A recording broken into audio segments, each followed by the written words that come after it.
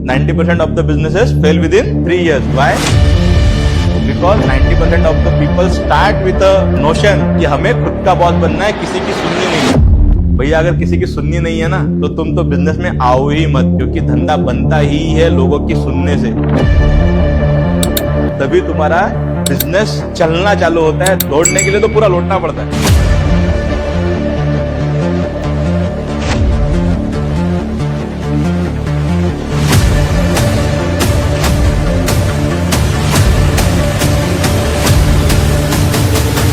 तो ये समझो कि जब तुम स्टार्ट कर रहे हो ना, यू आर मतलब no less than Chhatrapati Shivaji Maharaj, you are no less than Chandragupta Maurya. उतनी पावर है स्टार्ट करने में, और सच में उतनी एनर्जी लगती है स्टार्ट करने के लिए। अगर धंधा स्टार्ट करना हो तो इसी इंटेंट के साथ स्टार्ट करना कि अगर मैं धंधा किए बिना जिंदा ही नहीं रह सकता हूँ तो धंधा करना, अदरवाइज नहीं करना। Did you follow this?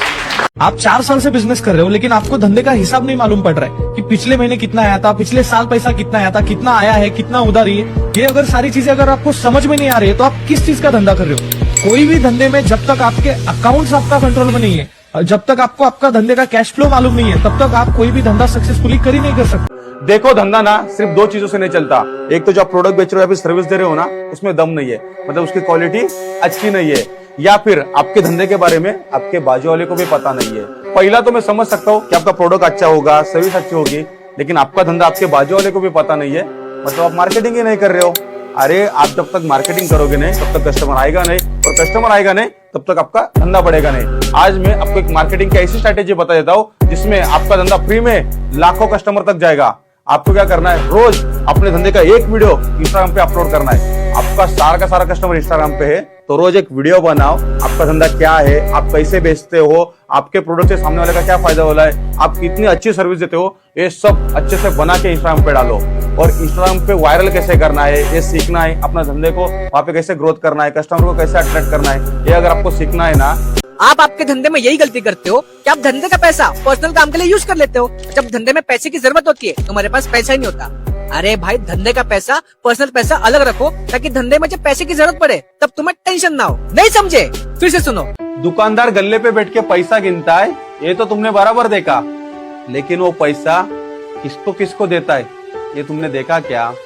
अरे उसी पैसे से वो दुकान का रेंट भरता है, उसी पैसे से दुकान में सामान भरता है, उसी पैसे से स्टाफ की सैलरी भी देता है, और उसी पैसे से गवर्नमेंट को टैक्स भी देता है। क्या तुमने ये देखा क्या? अरे तुम रात को 10 बजे घर पे सो जाते हो, ये दुकानदार रात के 12-12, 1-1 बजे तक दुकान में ही रहता है। क्या तुमने ये देखा क्या?